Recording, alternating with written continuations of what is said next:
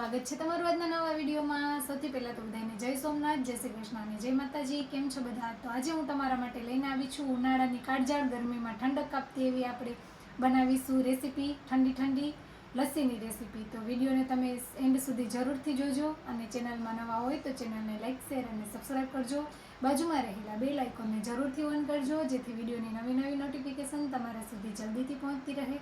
તો આપણે રેસીપી બનાવવાની શરૂઆત કરીએ તે પહેલાં આપણે જોઈ લઈએ કે તેમાં કેટલા ઇન્ગ્રીડિયન્ટ ઉમેર્યા છે। આપણે તેમાં 2 જ ઇન્ગ્રીડિયન્ટ ઉમેર્યા છે, તો તમે વિડીયોને સ્કીપ કર્યા વગર એન્ડ સુધી જરૂરથી જોજો। તો ચાલો આપણે લસ્સી બનાવવાની શરૂઆત કરીએ।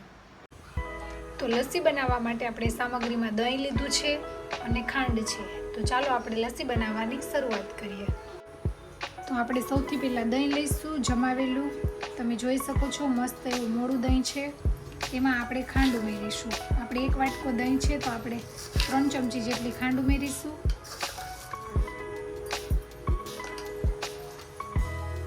તેને વિસ્કરની મદદથી હલાવી દઈશું, બધું મિલાવી લઈશું।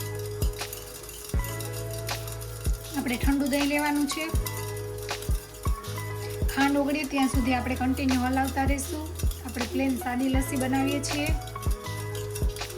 તો તમે વિડીયોને એન્ડ સુધી જરૂરથી જોજો। ચેનલમાં નવા હોય તો ચેનલને લાઇક, શેર અને સબસ્ક્રાઈબ કરજો।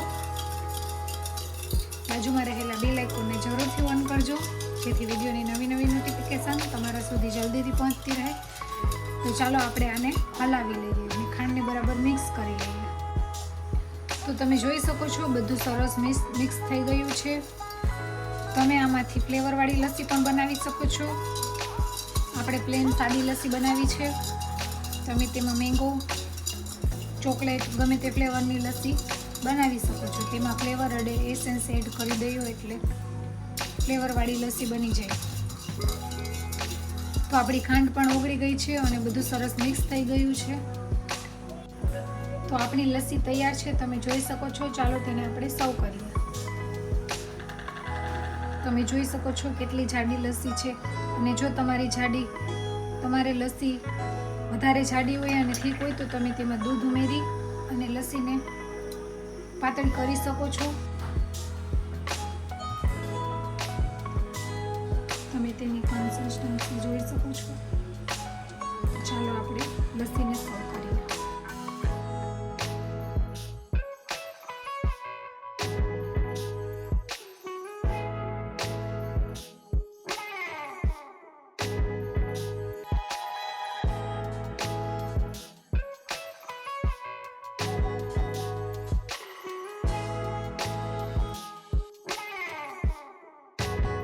ફેમિલી, આજની લસ્સીની રેસીપી તમને કેવી લાગી તે કોમેન્ટ કરીને જણાવજો। અને હવે પછી આપણે કઈ રેસીપી બનાવીએ અને શું બનાવવું તે પણ કોમેન્ટ કરીને જણાવજો। તો મળશું રેસીપીના નવા વિડીયો સાથે। આવજો, જય સોમનાથ, બાય બાય।